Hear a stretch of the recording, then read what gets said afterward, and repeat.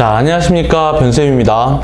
6월 초에 대학별로 모집 요강이 모두 발표가 됐죠. 선생님이 저번에 24학년도 대학별 시행 계획 설명해 드리면서 이제 모집 요강이 발표가 되면 그때 제대로 대학별로 논술 특징이 어떤지 이런 것들 말씀드리겠다고 했는데 이제 그 시간이 됐습니다. 앞으로 이렇게 대학별로 한 4개, 5개씩 묶어서 10분 이내로 이 각 대학의 특징과 그 다음에 작년도 혹은 올해 모의가 어떻게 출제되었는지 좀 살펴보고, 그러면 이런 유형은 어떻게 준비를 해야 되며 어떤 학생들이 지원하면 좋은지 이런 것들을 말씀드리도록 하겠습니다. 자, 오늘 첫 시간으로 가장 상위권 대학이죠. 연세대부터 서강대, 성균관대, 한양대 이렇게 4대학을 알아보도록 하겠습니다. 자, 먼저 연세대입니다. 자, 연세대는 9월 23일에 시험을 보는 게 특이합니다. 가장 먼저 시험을 보거든요. 9월 23일이면 얘네가 그 원서 접수가 9월 14일까지래요. 그러면 14일에서 열흘 후에 논술 시험을 본다고 하는 건데, 그러니까 사실은 그 전에 연세대 논술은 어느 정도 좀 준비가 다 되어 있어야 됩니다. 논술 100이죠. 내신이 들어가지 않는다는 얘기입니다. 그리고 인문사회뿐만이 아니라 이과까지 다 해서 339명을 뽑는데 수능 최저가 없습니다. 누구나 지원할 수 있는 거죠. 그러니까 오로지 논술 실력으로만 뽑는다고 하는데, 다만 만약에 동점자가 발생했을 시 여기에 이제 교과 점수 순으로 선발한다고 나와 있거든요. 근데 사실 논술에서 동점자가 발생하는 경우는 극히 드물기는 해요.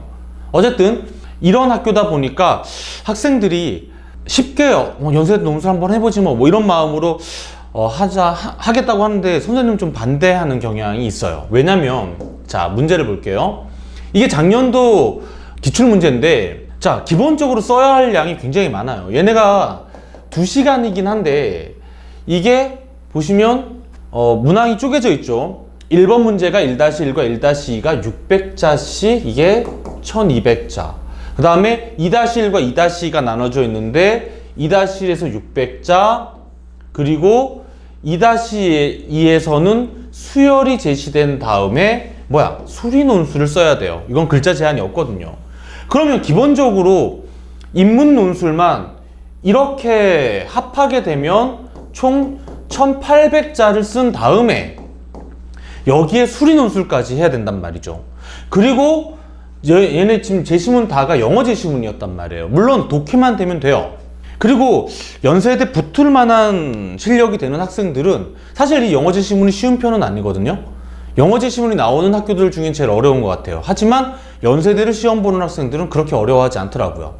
그래서 어쨌든 영어 제시문도 나와. 글자 수는 1800자를 쓴 다음에 수리 논술까지 풀어야 돼. 아, 이게 2시간에 해결하기에는 되게 촉박하죠. 되게 빨리 해야 되고. 더구나 뭐도 있냐면 도표 문제도 있어요.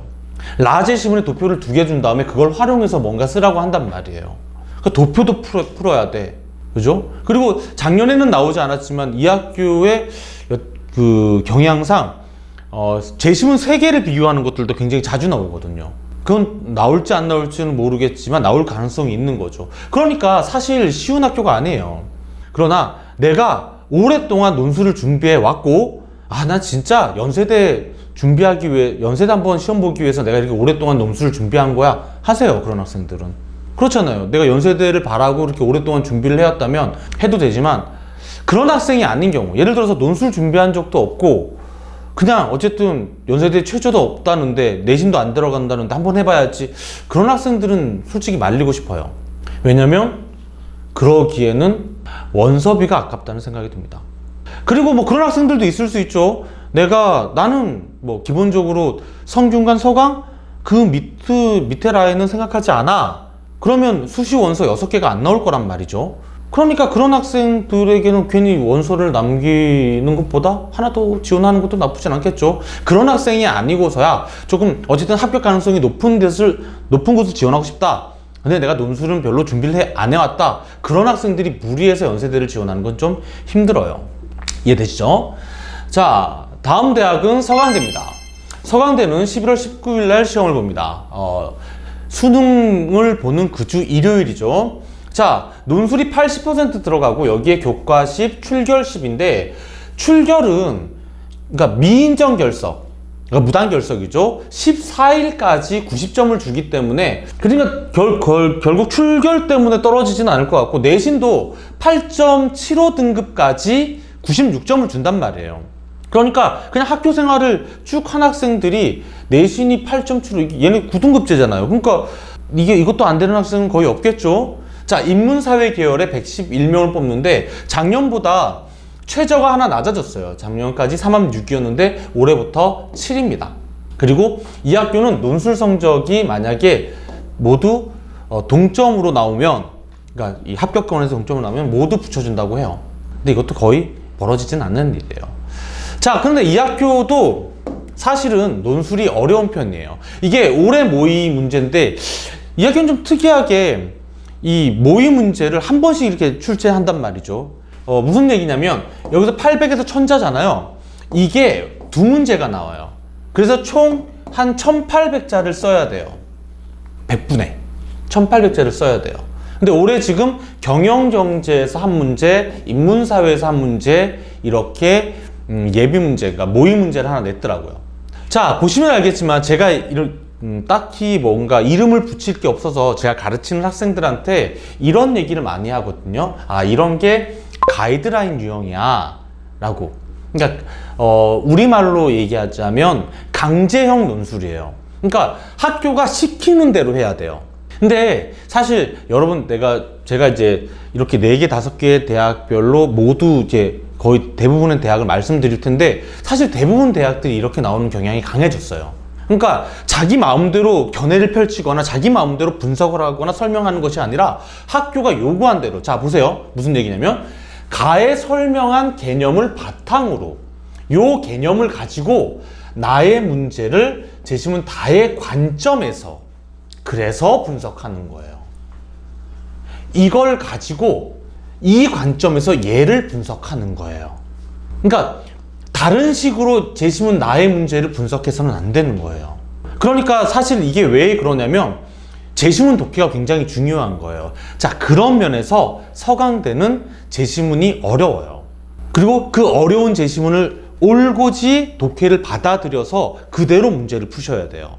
자, 그래서 라와 마의 관점을 대비하여 해결책 쓰는 문제네요. 그러니까 아무 해결책이나 얼마나 많겠어요, 쓸 수 있는 게. 그죠? 그러나 이 제시문들을 읽어보면 분명히 요구하는 바가 있을 거란 말이죠. 여기에서 나오는 대로 해결책을 써야 돼요. 자, 인문사회 문제도 마찬가지입니다. 가와 다의 상황을 라부터 마의 관점에서 평가하고, 그러니까 자기가 마음대로 평가하는 게 아니에요. 이 관점으로 평가를 하는 거죠. 그런 다음에 이걸 바탕으로 바에 나타난 인물들에 대한 서술자의 태도를 분석해. 그냥 내 멋대로 분석하는 게 아니라 앞에서 이걸 평가한 걸 바탕으로 그 다음에 서술자가 추구하는 행복을 실현할 수 있는 방법을 논의하라. 그러니까 사실 어때요? 문제도 되게 어렵죠. 그런데 이 학교는 제시문도 좀 어려워요. 그러나 보통 서강대에 붙을 만한 학생들의 수준을 봤을 때는 잘 쓰는 학생들이 붙는 거니까. 근데 그렇죠, 서강대도 분명히 논술 난이도는 분명히 높은 학교예요. 그래서 여기도 내가 논술을 오래 준비하지 않았다는 학생들은 가급적 지원을 하지 않는 게 좋습니다. 다만 오랫동안 준비했고 이런 가이드라인 유형 연습을 많이 해왔다. 근데 되게 웃긴 게 이 학교가 정해진 형태가 없어요. 그러니까 사실은 경영경제 쪽은 좀 경제나 경영에 관련된 개념이 주로 나오고, 인문사회 쪽은 인문학 쪽의 개념이 나온다고 알려져 있는데 그게 늘 그런 건 또 아니에요. 그러니까 사실은 경영경제도 인문사회 풀어봐야 되고 인문사회도 경영경제 풀어보는 게 좋아요. 자, 그래서 이렇게 뭐랄까, 아예 정해진 형태도 없는데 제시문도 어려워, 논제도 어려워. 참 어려운 대학이죠. 그죠? 이 연세대도 그렇고 서강대도 그렇고 좀 문제 형태는 다르지만, 왜 선생님이 이 두 대학을 이렇게 어렵다고 하는지는 충분히 이해가 되시죠? 자, 그러면 이제 여기부터 살펴봅시다. 이제 성균관대입니다. 성균관대는 수능 본주 토요일 날 시험을 봅니다. 그래서 토요일 날 이렇게 보통 분할해서 오전, 오후 이렇게 시험을 보는데, 자, 논술 100입니다. 여기도 내신 들어가지 않습니다. 그리고 대부분 학교들이 학교 그 입학 정원도 좀 줄이고 아무래도 이제 인원이 줄다 보니까 뭐 그런 경향인데 얘네는 올해 논술이 늘어요. 이 글로벌 융합학부라고 해서 데이터 사이언스, 인공지능, 컬처 앤 테크놀로지 이렇게 3개 학과가 신설되는데 여기에 논술로 10명을 더 뽑아요. 근데 얘네는 인문자연 통합이에요. 과 이름이 뭔가 굉장히 미래지향적이고 그렇지 않습니까? 관심 있는 학생들은 한번 지원해 보시고 여기는 자 그런데 올해 얘네 최저가 인문에서 133명을 뽑고 글로벌에서 47명 뽑는데 되게 특이한 게 뭐냐면 국수영 탐구 그러니까 탐구를 그러니까 각자 과목으로 인정을 해줘요. 그러니까 이 5개 중에 3합6이에요. 그러니까 내가 정말 탐구는 정말 엄청 잘해. 뭐 예를 들어서 뭐 사업과 관련 학생들 뭐 세계사 뭐 이런 거 정말 잘하잖아요. 동아시아사 이런 거 잘하잖아요. 그런 학생들은 탐구 2과목을 집어넣어도 돼요. 그리고 국영수 중에 하나 집어넣으면 되죠. 내가 예를 들어서 영어는 무조건 80점 이상이 나와. 나 영어는 무조건 2등급이야. 그러면 탐구 2등급씩 받으면 돼요. 아니면 내가 여기 1등급 2개 받았어. 그럼 이게 2잖아요. 그러면 국수영에서 내가 아무리 못해도 뭐 하나 4만 나와도 돼요. 이해되시죠? 자, 글로벌 전형은 3합 5니까 마찬가지로 1 나오면 국수영 중에 뭐 하나 3만 나오면 돼요. 이해되죠? 그러니까 뭔가 기회의 문이 좀 넓어졌다. 이렇습니다. 그리고 자, 특이하게 이 학교는 제2외국어나 한문을 탐구 영역 하나로 이렇게 대체가 되거든요.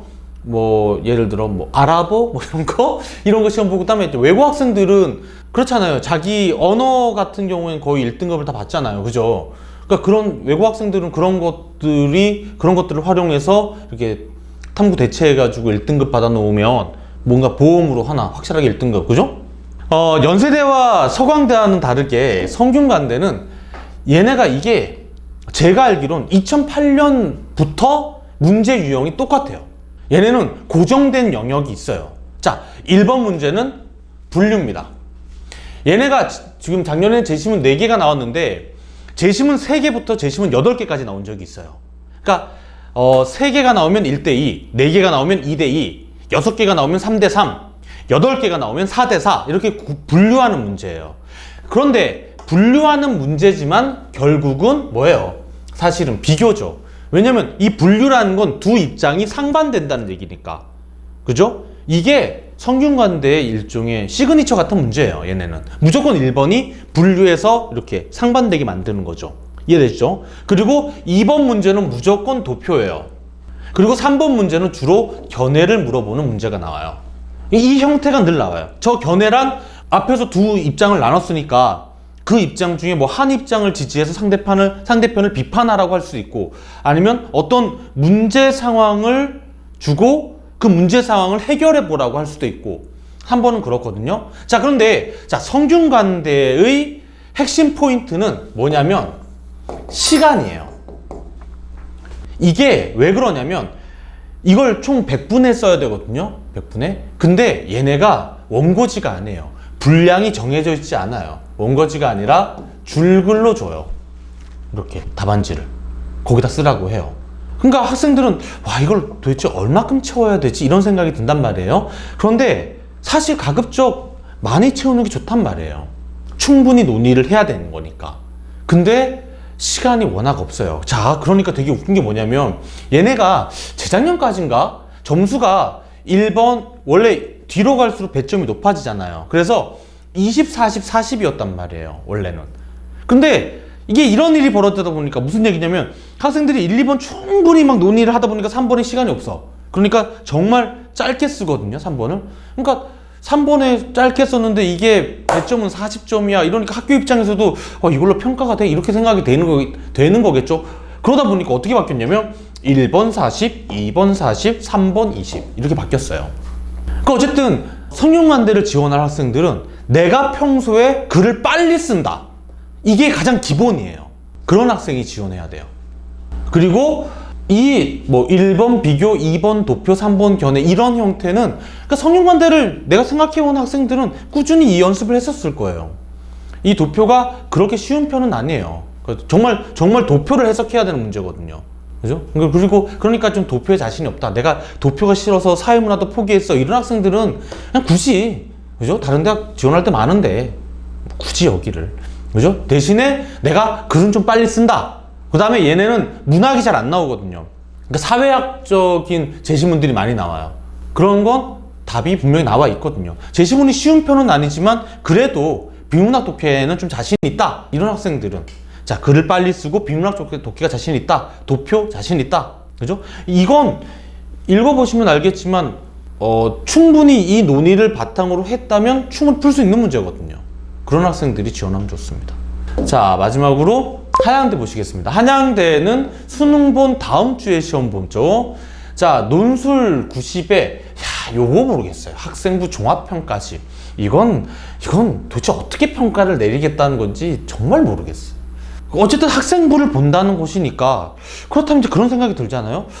아무래도 학생부는 그래도 좀 외고 애들이 좀 잘 갖춰지지 않을까요? 그 다음에 왜 학교마다 대충 학생들 아시죠? 일반고 학생들도 우리 학교는 되게 학생부 관리 잘해줘. 뭐 이런 애들이 있을 거 아니에요. 그런 데가 좀 낫지 않을까요?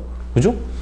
저희 사견입니다, 이건. 근데 어차피 10밖에 안 되기 때문에 뭐 이것 때문에 한양대 한번 써보고 싶은데 지원 못하겠어 막 이러지는 마세요. 어쨌든 논술이 90이라는 건 굉장히 범위가 넓고 그 다음에 교과가 그대로 들어가는 게 아니라 종합평가니까. 근데 진짜 뭐 학생부 전혀 뭔가 아무것도 안 써있다 뭐 이런 학생들이 굳이 그지? 그럴 필요는 없겠죠. 자, 인문과 상경으로 나뉘는데 자, 여기도 이제 수능 면제라고 늘 얘기를 하는데 어쨌든 수능이 들어가지 않습니다. 근데 뭐 시험만 보면 되겠죠. 자, 여긴 좀 특이한 게 정책학과나 행정학과는 보통 얘네가 다 다른 학교는 사회계열이잖아요. 근데 얘네는 이걸 상경계열로 해서 논술을 봐요. 왜 이 상경을 놓고 생각해야 되냐면 여기는 이 상경에 수리 논술이 나오거든요. 이 수리 논술이 쉬운 편은 아닙니다. 자, 그래서 이제 작년에 나왔던 문제를 좀 살펴보면 인문계열은 오후 1, 오후 2가 나와 있는데 1200자 통글이에요. 자, 1200자는 지금 논술을 시행하는 모든 대학에서 모든 대학 중에 가장 길어요. 문제 하나로 가장 길어요. 한 번에 1200자를 써야 되는 거니까. 이게 1200자 내외일 거기 때문에 그래서 1300자까지 가능하겠죠. 그죠? 하여간 가장 길어요. 그런데 대략적으로 가이드라인 유형이거든요. 뭐냐면 가의 관점에서 나에 나타나는 상황을 해석하고 기억과 니은과 디귿의 정보를 대하는 태도에 대한 비교. 이러니까 이게 뭐가 돼? 3자 비교가 되죠. 그리고 이걸 바탕으로 이 질문에 답하시오 이렇게 나와 있으니까. 그죠? 그런데 오후 1은 그래도 이제 이렇게 따라가면 되는데 오후 2는 사실 굉장히 좀 어려웠더라고요. 나의 압도의 원리가 나오나 봐요. 이걸 바탕으로 또 분석을 하고 그 다음에 나의 최소 극대화 원리와 최대 극대화 원리 이거 다 설명 나와 있어요. 그 다음에 중 하나에 의거해서 이 갑의 입장에서 하나의 정책을 선택하는 이 둘 중에 뭘 선택할 거야? 그 다음에 다를 활용하여 그 선택을 정당화해라 이렇게 나와 있다는 거죠. 어려워요 사실은. 그러니까 1200자라고는 하지만 해야 될 조건들이 되게 세분화되어 있죠. 이걸 잘 따라가다 보면 글자 수는 채워져요. 그래서 어쨌든 한양대는 최저가 없기 때문에 그냥 논술을 내가 진짜 한번 해보겠다, 여기 한번 도전해보겠다 하는 학생들은 지원을 해보세요. 여기 좀 특이한 게 연영을 논술로 갈 수 있는 유일한 대학이죠. 영국영화과를. 뭐 그런 학과들도 있고 물론 경쟁률은 굉장히 세요. 문제는 상경계열이에요. 얘는 상경계열이 1번과 2번, 그러니까 1번은 그냥 인문 논술인데 이렇게 600자 쓰는 2번에서 확통, 기대값, 극한값 구하는 문제가 세문항 나왔어요. 예전에는 미적분까지 나왔다고 하는데 이게 범위를 줄여서 이제 확통으로 가기는 했으나 그렇게 쉬운 문제는 아니라고 봐요. 그러니까 이게 그렇게 쉬운 문제가 아니라는 것은 내가 인문 논술은 별로 자신이 없어도 나는 정말 수학만큼은 자신 있어 하는 인문 학생들이 있을 거 아니에요. 그런 학생들은 오히려 전략적으로 지원하는 게 좋아요. 왜냐면 그렇기 때문에 인문 계열에 비해서 상경 계열 경쟁률이 훨씬 떨어지거든요. 그러니까 그런 전략을 세우는 것도 나쁘지 않죠. 난 수학 자신 있다 하는 학생들은 상경 계열 한번 지원해봐라.